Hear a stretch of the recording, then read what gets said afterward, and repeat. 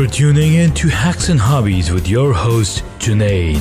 In Season 2 of Hacks and Hobbies, we're visited by our amazing guests coming from all walks of life. We want to learn their story, their struggles, and their journey on how they got to where they are today. So stick around. In this episode, we get to speak with Russ Avery, the sustainability marketing guy. He's an eco-entrepreneur. I'm just jumping all over my words. An ethical influencers member. And I met him through LinkedIn, Instagram, and basically all social media. This is the new hangout spot these days. And I had interviewed one of my good friends, the authentic Alex, and Russ was like, wait, how did you know her? She's out here in London and you're out there in the US. So I was like, hey, I like what you're doing with your sustainability, and I would love to bring you on and, have a chat with you. So Avery, thanks for coming on to the podcast. You mean Russ? I know. What did I call you? Did I call you Avery? Yeah. Mr. Avery. Thanks, Junaid. It's good to be here. Thank you for having me. Oh, thank you so much. I appreciate you taking the time out. I know it's quite late where you are. Oh, it's my pleasure. Awesome. So tell me a little bit about how you got into the business of sustainability. Sure. Are you ready for this? I'll try and summarize it as best as I can. So I did a degree in languages. So I did a degree in French and Russian at the University of Exeter, and I graduated in 2007 into the global recession. So that was fun. And I moved to London with my girlfriend at the time, who's now my wife, and I did what all my friends seemed to do at the time, which was float around between various different temp jobs for a couple of years. Very, very few of us went into full-time employment in something that we actually wanted to do in life. Like, that was a rarity, big time.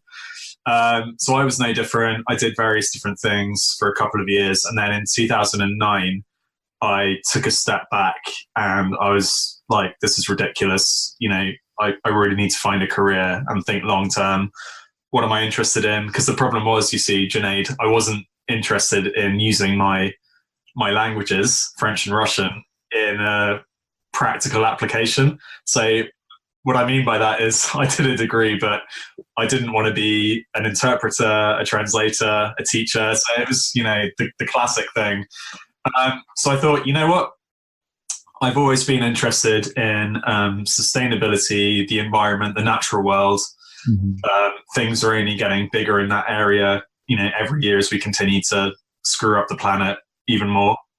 And I've got nothing to show for it on my CV that I'm interested in this field. So it's going to be hard to get a job in that area with nothing to show for it on my CV. So I went back to university. So I started doing a degree with the Open University, mm-hmm. which for any of you guys who aren't familiar, it's like distance learning and it's massive in the UK.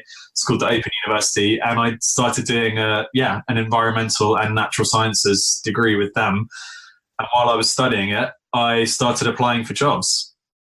So my journey really began in 2010, which is when I started working for CWeb, which is a small, at the time it was a small ocean conservation charity, American charity actually, but they had a small office in the UK.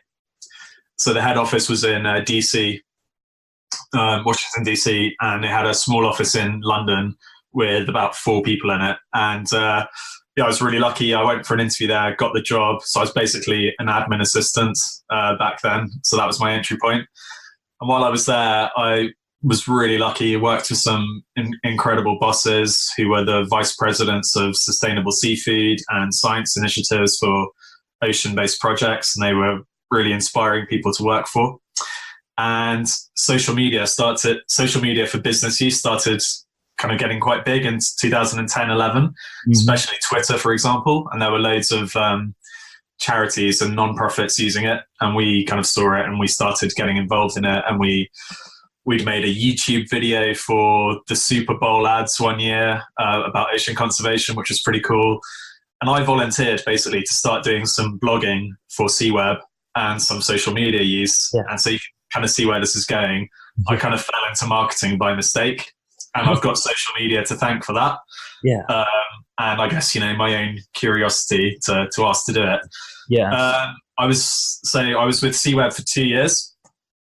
And in 2012, when my wife and I were expecting our first child, we moved outside of London to a place called Farnham, which is where we live now. And so I had to change jobs. So I started looking for a new job. And honestly, the stars kind of aligned at that point, because I found an opening with a small sustainability consultancy called Carbon Credentials, which at the time was, 5 people big. And it was based in Farnham. So it was almost a bit too good to be true. Applied for that job as their marketing manager, got the job.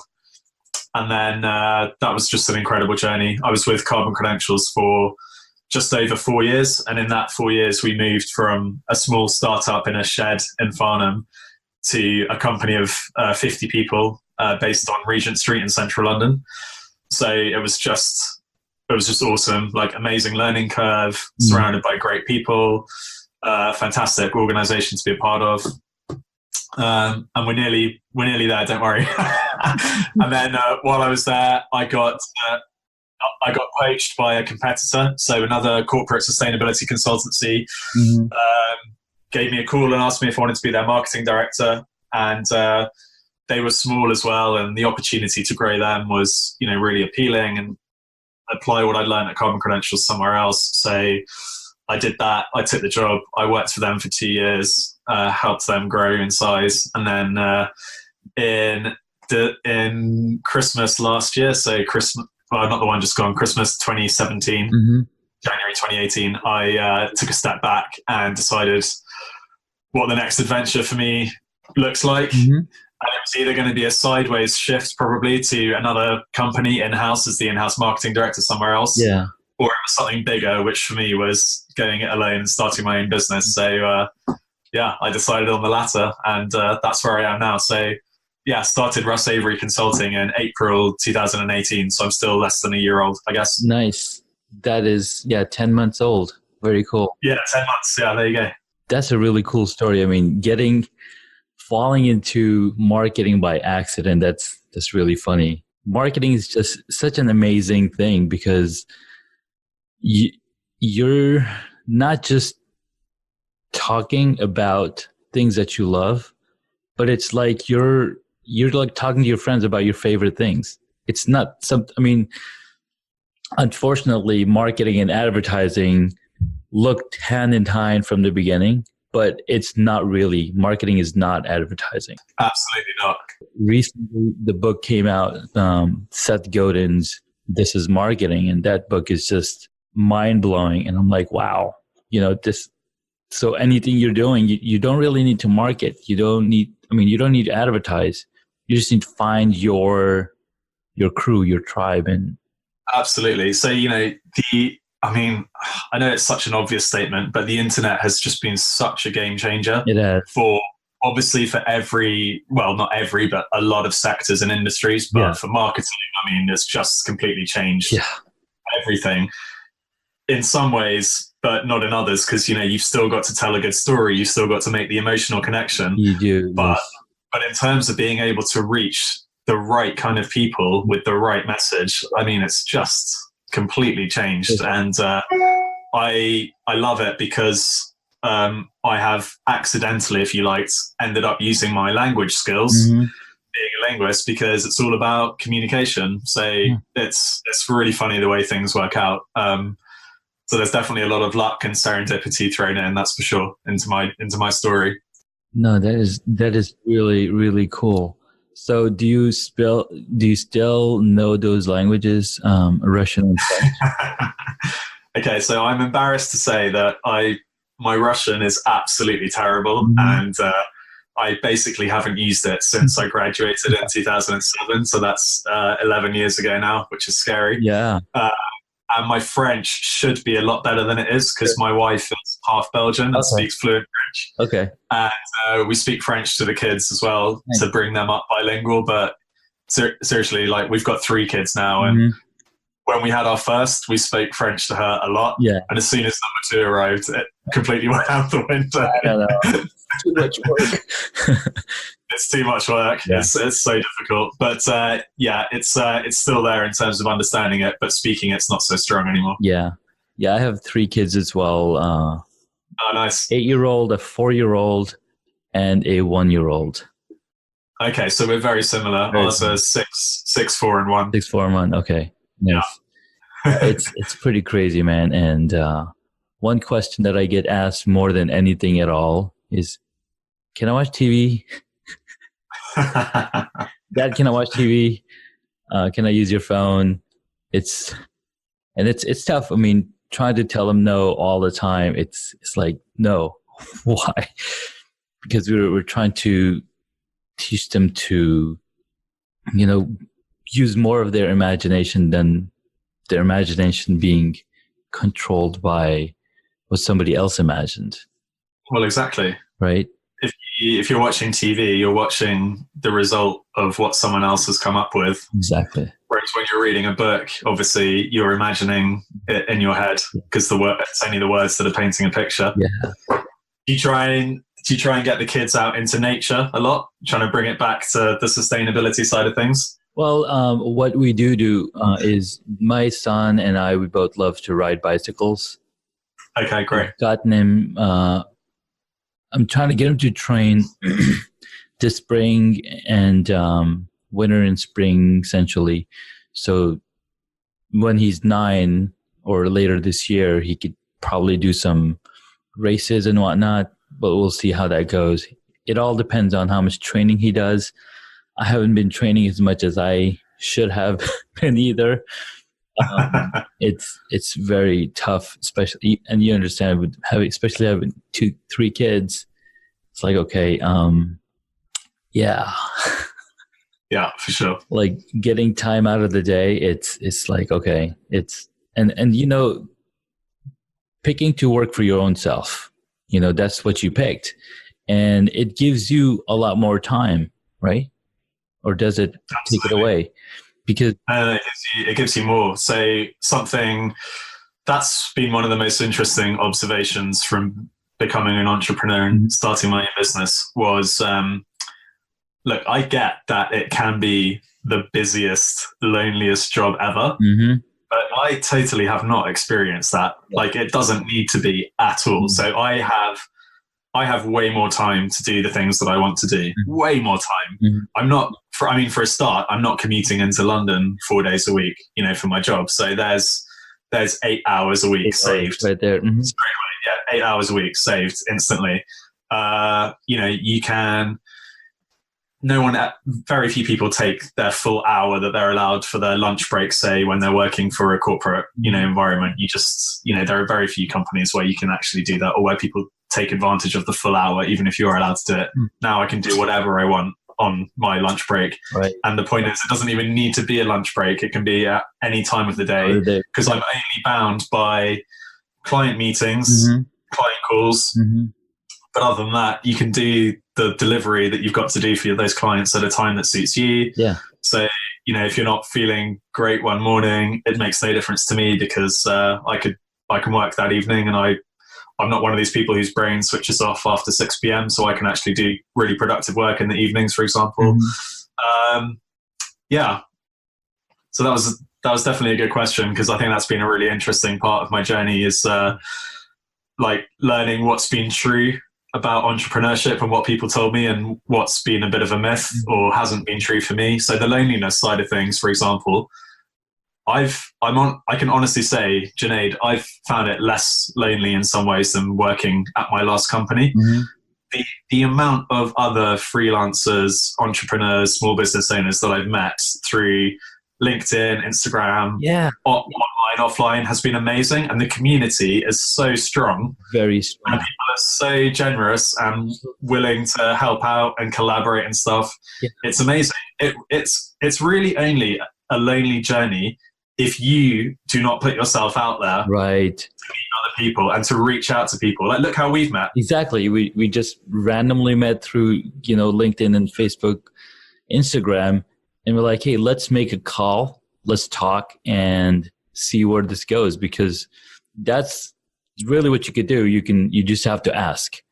And that's another great book I just started reading. That was recommended to me by Pat Flynn of Smart Passive Income, because all you really got to do is just ask.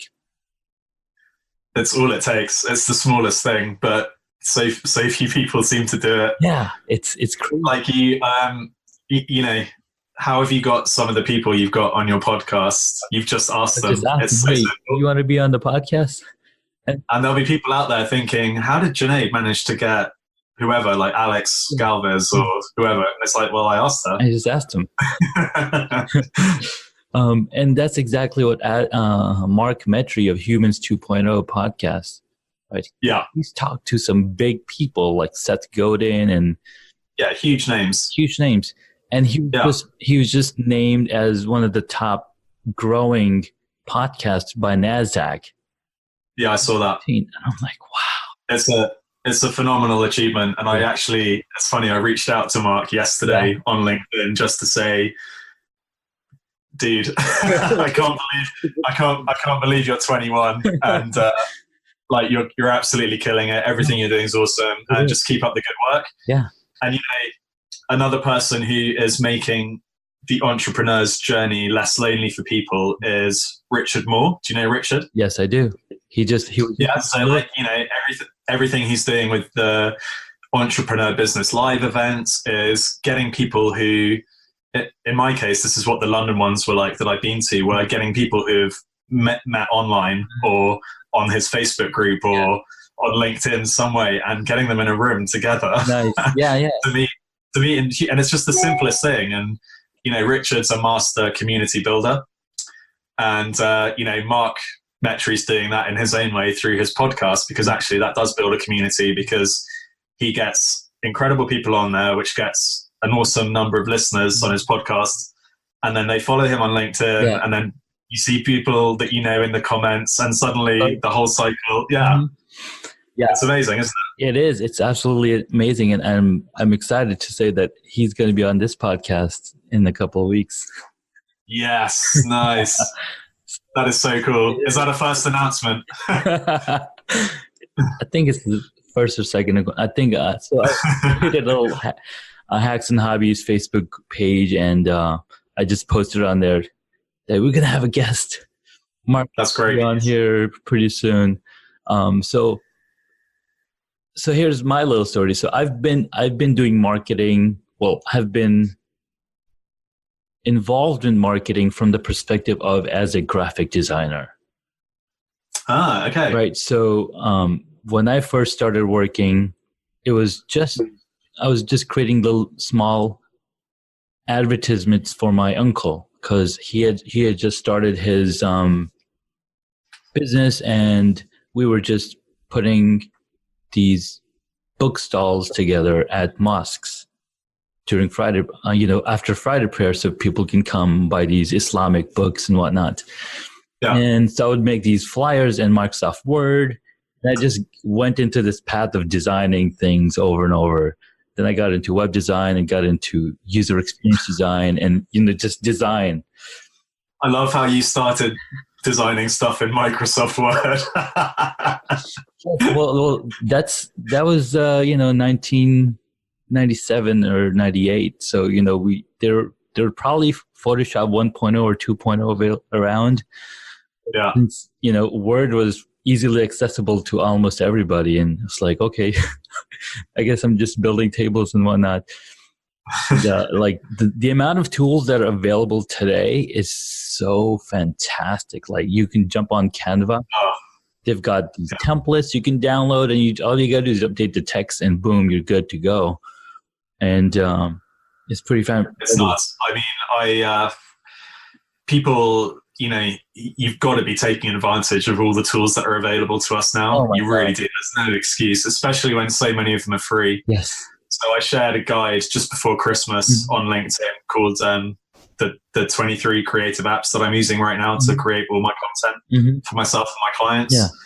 And I think out of the 23, pretty much 20 of them are free to use. Yes. And sure, sometimes they have pro versions, but otherwise apps like Canva, Over, which I use daily for Instagram posts. So good, isn't it?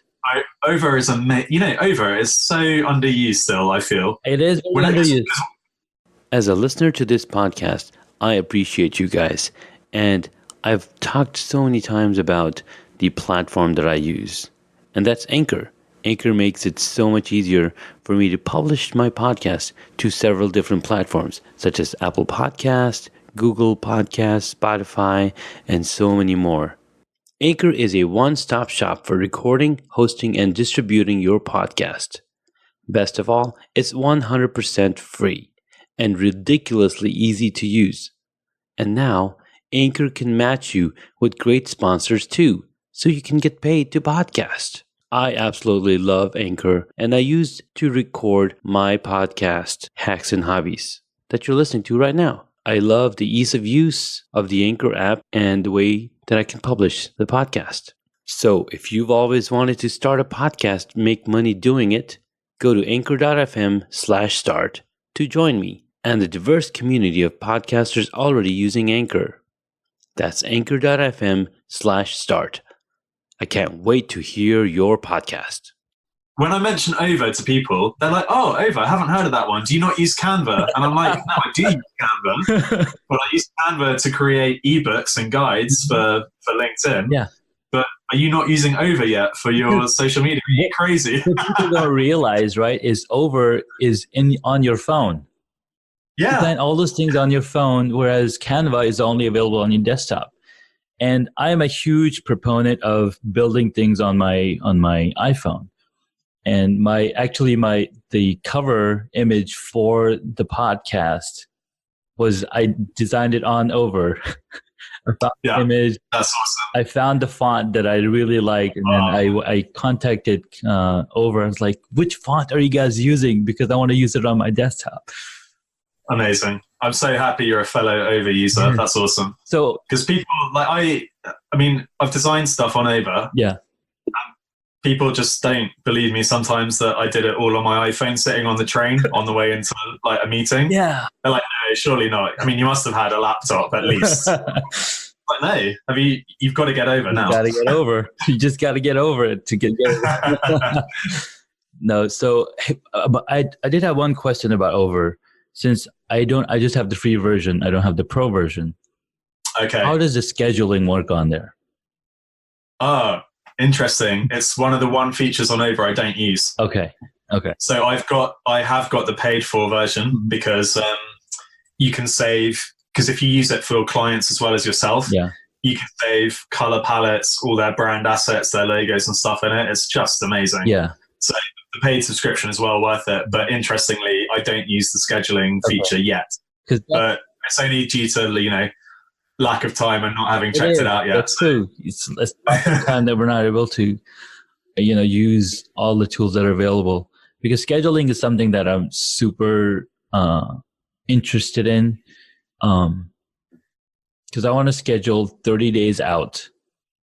Nice. 2 to 4 posts a day on Instagram. And these are all going to be stories.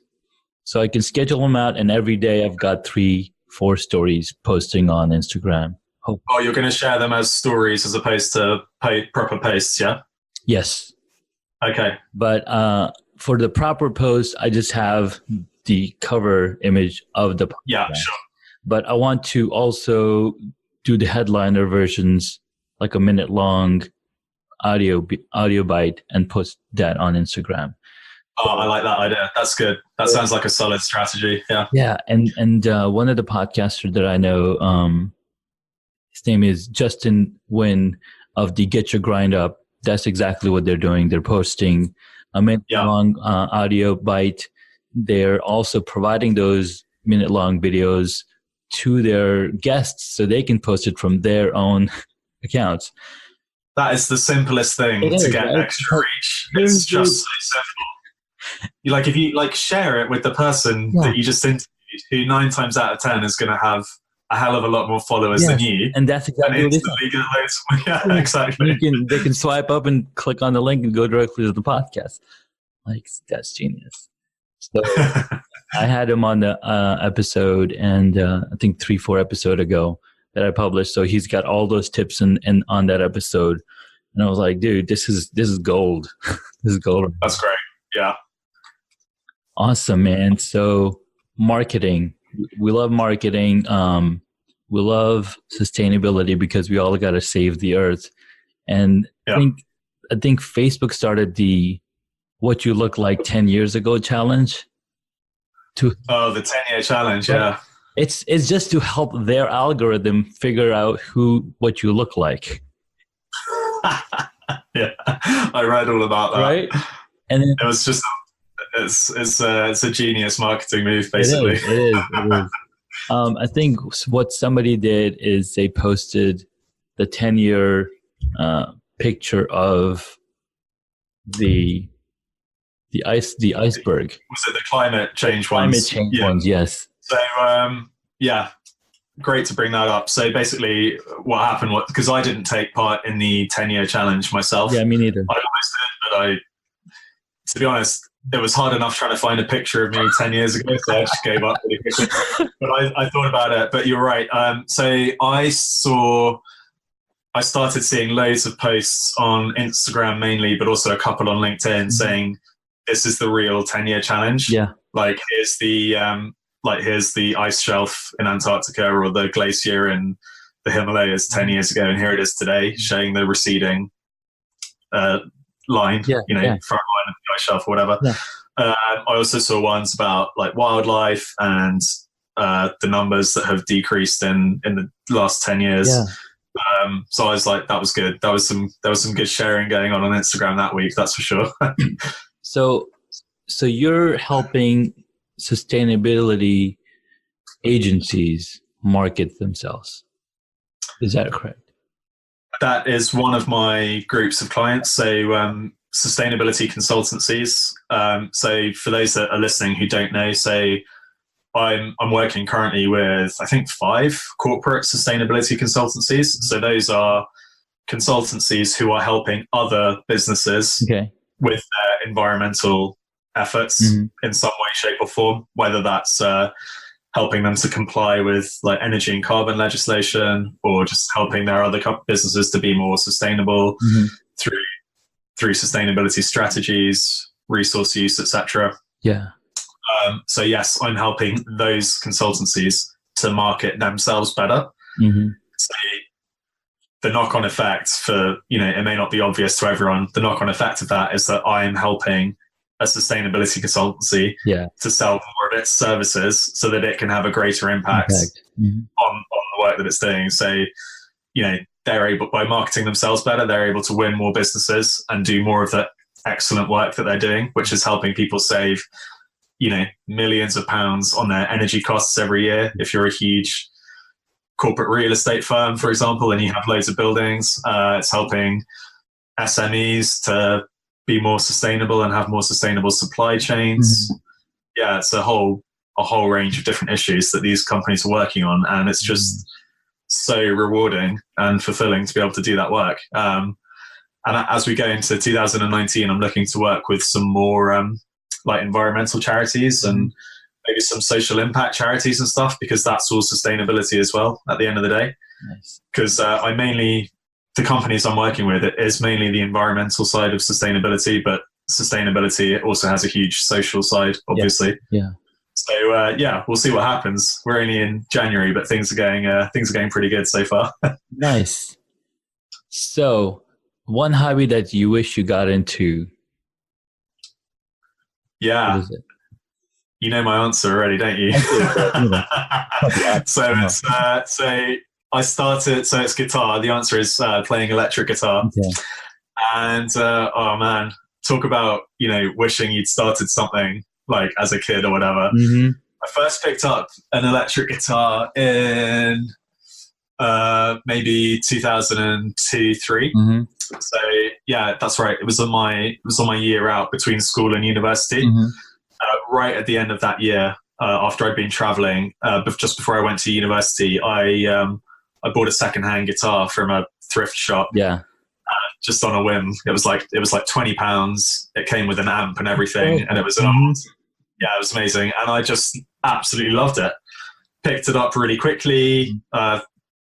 Just really enjoyed it. Loved playing with it. Again, the internet, you can find like guitar tabs for all your favorite songs. Like, it's so easy. You can find tutorials. There's no excuse not to be able to teach yourself, basically. And this was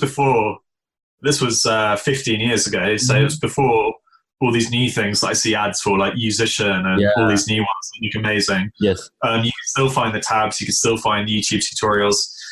But getting to the point, I played a lot at uni, much to the dismay of my flatmates and stuff. Yeah. And then it started dropping off a cliff, and then I played every now and again, and then as soon as we had kids, I think my guitar never came out of its case again. Yeah. And you know what, Junaid? This year, one of my goals is to get it out, pick it up again, because the big difference, again, is the amount of time I have to myself now since I started my own business. So if I want to start playing guitar again, it's really on me to make it happen, and I definitely can, because I could play for a few hours a week, and I used to really love it. So yeah. Nice, dude. That's awesome. What's funny is around 2003, myself, my brother, and my friends, we started a band.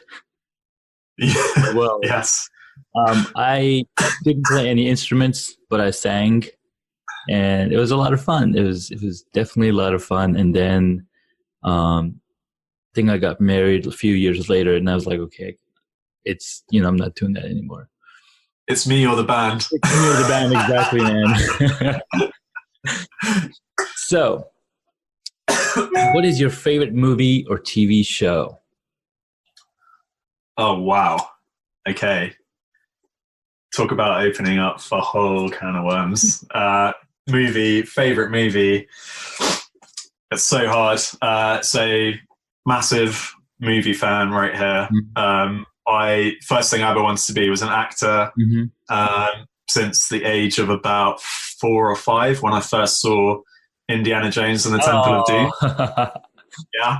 So I'll just throw these out there. They're not necessarily my favorites, but it's an impossible question. So because of nostalgia and childhood memories, so Indiana Jones and the Temple of Doom, and Superman 2 with Christopher Reeve. So that video, like VHS, got watched so much in our house. And the worst thing ever happened, which is that when I was about 5 years old, our house got robbed. Oh. And the VCR got nicked, and the tape was inside it. Yeah. And I still remember when my parents broke that news to me. Oh. It's like I didn't care about anything other than Superman 2 had been stolen from the VCR. I couldn't believe it. That's a sad day. So I love movies a lot, and I was very lucky at university. My French and Russian degree was modular, which means you could choose lots of different modules, whether it was French and Russian history, or I always chose the cinema modules. And Exeter is an amazing university for film studies. Yeah. So every year for both languages, I chose whichever film modules were available. So I studied a lot of French cinema, and then a year of Russian cinema as well. So I'm really into my foreign film, indie films, art house films. Yeah, I just love the movies. If you're able to watch a movie and understand the language they're speaking, it helps. It helps, right? Because so much is lost in subtitles sometimes. I cannot understand it. People are raving about Narcos, the TV show. Okay. They're speaking a lot of Spanish in there.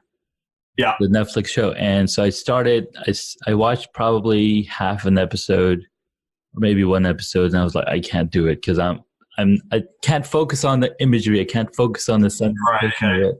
And I'm a huge movie buff as well.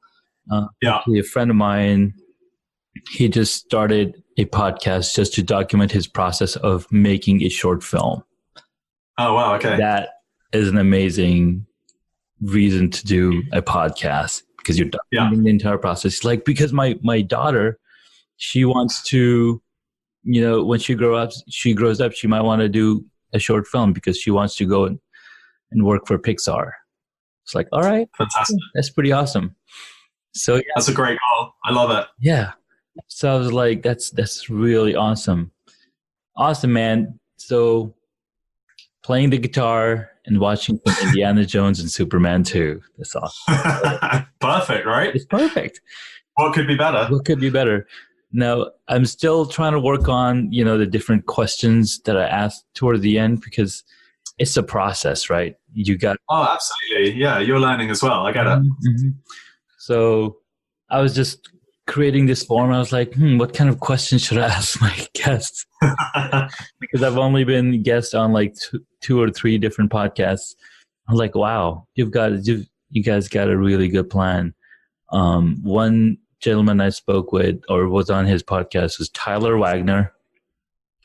He has the Business Blast podcast. He's also the CEO of Authors Unite. And with the podcast, he's able to do 1,000. He's done 1,000 interviews, 1,000 people in 10 months. In 10 months? In 10 months. And I asked him, how are you able to do this? He's like, well, the first 200 were a pain. And then he's like, I got to systemize it. So it's all systemized now. So it's like, okay. I mean, even with a really good system in place, that seems like an incredible number. It's a lot of questioning. So he's basically asking the questions, and the guest is doing all the work of, you know. Of course, yeah. So I think it was pretty cool. Really awesome guy to talk with. So is this leading to you asking a final amazing question that you learned from him? I don't know. I wish. He did manage to get Gary Vaynerchuk on his podcast. And brilliant. If you probably heard of Gary Vaynerchuk. Yeah, of course. Yeah. Yeah. He's everywhere. He's everywhere now. And I was like, wow, this guy is on point. Like last year, so I started my podcast last year, and it was after I had finished reading his book. And I was like, all right, I've got to make a change. I've got to make a move, because if I don't, it's on me, right? It's nobody else's fault. It's my fault. And absolutely, one of the reasons I'm like pushing myself and building this content and, just getting out there. It's fantastic, Junaid. And I've been doing the same thing. Like, in fact, today I just posted on LinkedIn that it's the last day of January. Here are some of the things I've done this month. And it's all because even though 2018 was a massive year for me, starting my own business and having such a great start, I was still guilty of making too many plans, but not taking enough action to make them happen. Yeah. I really wanted to change that. And I've just done it. So January has been just amazing. I've probably done as much in January as I did in the last 3 months of 2018, honestly. Because, right, so as you do more things over time, you get better at it. Like, when you first started driving a car, like, all right, let me just focus on the road. Don't play any music. Don't be shaking your hands at the back. Just let me drive. Don't talk to me. Don't talk to me. I'm just trying to focus. But now, right, after 10 years of driving, you're like, I got this. I don't need to look at the road. Playing music, making a video, whatever it is people do now. It's pretty awesome. And that, I hope no one out there listening is making videos while they're driving. Don't make videos while you're driving unless your phone is already on the outside of your car and you press record. Well done. There you go. Safety first, people. Exactly. Safety first. Well, Russ, do you have any question for the audience? Actually, the big question is, where can people find you, and what are you offering, or what can people learn from you? Oh, yeah, thanks. Yeah, no, that's great. thanks for asking. That's people can find me on LinkedIn, and it's just / the / Russ Avery. So if you search Russ Avery, you'll find me on LinkedIn straight away. Awesome. Instagram is at Russ Avery Consulting, and YouTube is Russ Avery Consulting as well. And the second half, like, why should people follow me? So I'm sharing content daily on Instagram about sustainability, marketing, and entrepreneur life, and everything that I'm learning along the way. I do Ask Me Everythings every Friday on Instagram. So definitely get involved on that if you've got any questions for me. So the next one will be tomorrow. On LinkedIn, I share content, I guess, about 5 times a week. Sounds about right. And YouTube is probably about 1 or 2 times a week whenever I've got a new video to upload. So I do interviews called Q&Avery, where I interview people involved in sustainability, whether it's a sustainability startup or some other kind of company.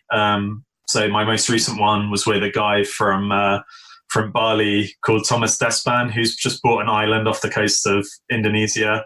It's amazing, man. And he's turning it into a sustainable luxury resort. And again, that connection came through LinkedIn, and I just reached out to him and said, hey, just saw you're doing this. Let's jump on a call. And that's so awesome. I love it. Yeah.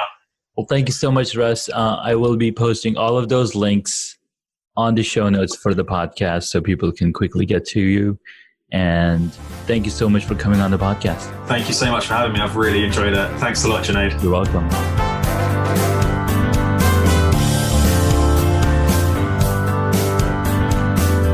Thank you so much for taking the time to listen to this episode on Hacks and Hobbies. We absolutely appreciate your contribution. You can find additional notes on hacksandhobbies.com. Please share the podcast with your friends and tell them what you learned about our guest today.